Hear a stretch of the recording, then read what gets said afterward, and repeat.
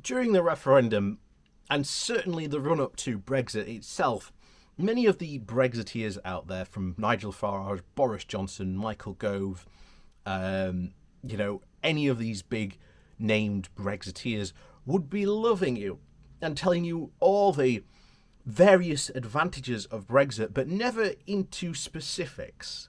And that was, of course, part of the plan, because there were no specifics. We covered just a couple of weeks ago the fact that you had a journalist who was frightened to death of being asked the question of what were the specifics and what were the actual benefits of Brexit were going to be. And as I've said before, you've only got to look here in the north, and there is one underlining key feature.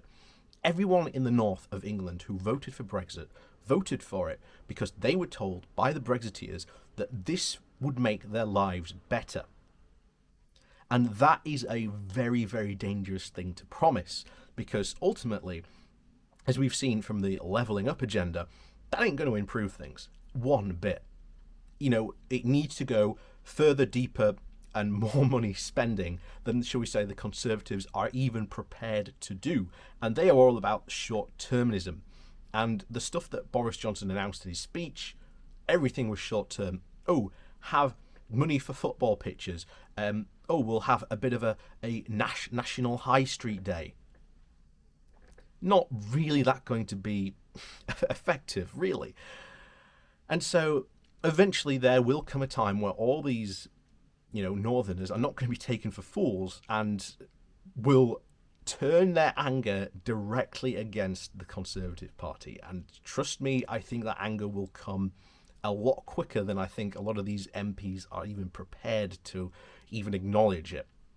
But the benefits of Brexit are the, shall we say, the golden fleece the Brexiteers long for. But in reality, there aren't any.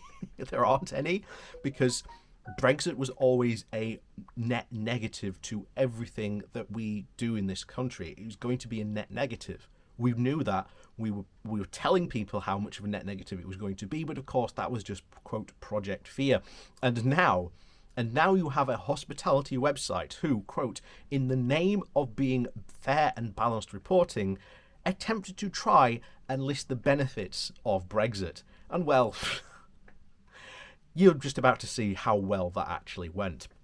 So before we do jump into this, please do remember to hit that like, share and subscribe button. And of course, down below there are links to my Patreon page, as well as a one-off donation link called Buy Me Coffee, where you can, buy me coffee. And as always, thank you very much to all those people who do support the channel that way.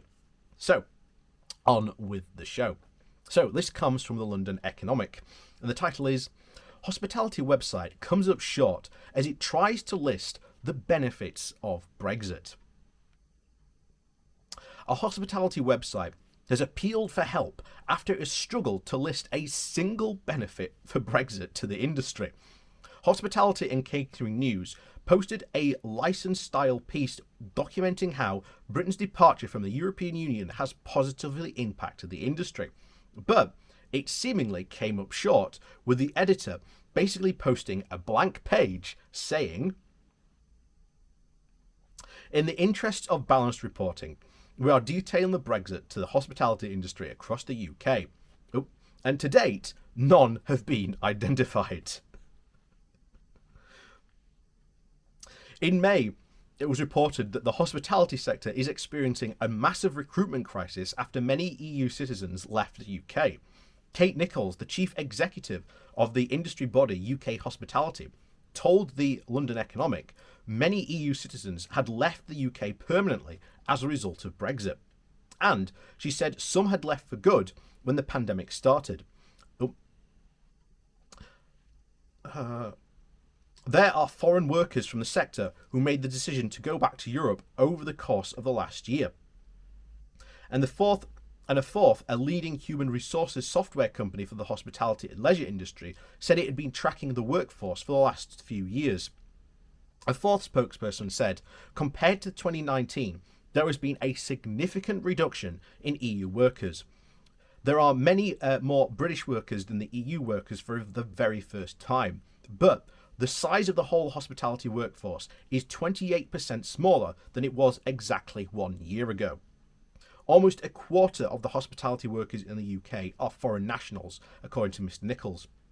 She said that we have a large number of Eastern European, Polish, Spanish, and Italian workers working in housekeeping, kitchens, restaurants, and as hotel managers.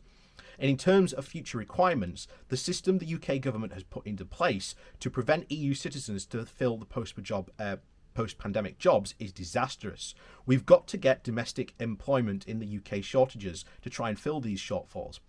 People are available for work, and it's about making sure that the hospitality is seen as an attractive sector in the future. Ms Nichols said it's far too early to tell if positions can actually be filled, and advertised and the adverse effects of EU citizens may be seen in leaving in just a few years. She added that we know from our recent survey only 85% of staff are returning after furlough, so there are at least 15% who are clearly not returning. We have a proportion of staff that are temporary or casual, but lots of students are now at home.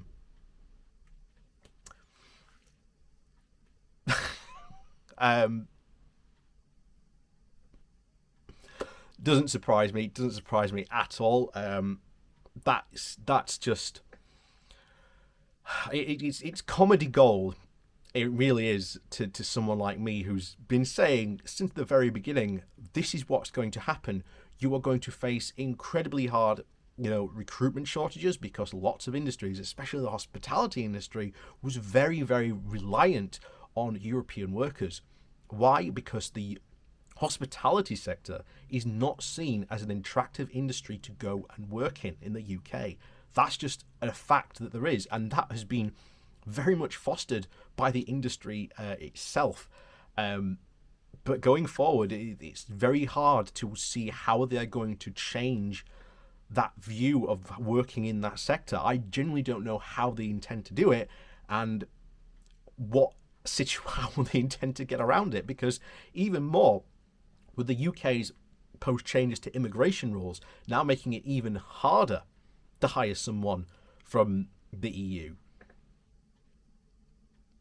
It's just going to be even harder to hire and recruit these people that they need, because again, in Europe, working in the hospitality sector is seen as a proper job.